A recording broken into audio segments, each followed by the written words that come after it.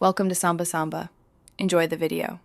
You start by opening Settings and signing into your Apple ID so Calendar syncs across devices. Next, create a dedicated study calendar and pick distinct colors for each subject so events are scannable at a glance. Once done, enable iCloud Calendar Sync and set default alert times.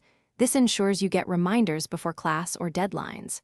Make sure to allow notifications in both Settings and the Calendar app. You want consistent alarms, not missed events, especially during busy weeks.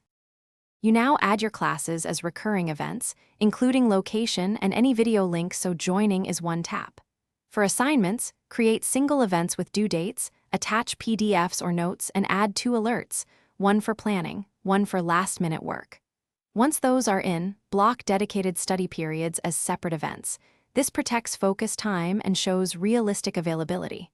Also, add travel time for on-campus classes so reminders happen early enough to leave. Finish by organizing calendars. Group similar colors and hide non-essential calendars so your view stays clean.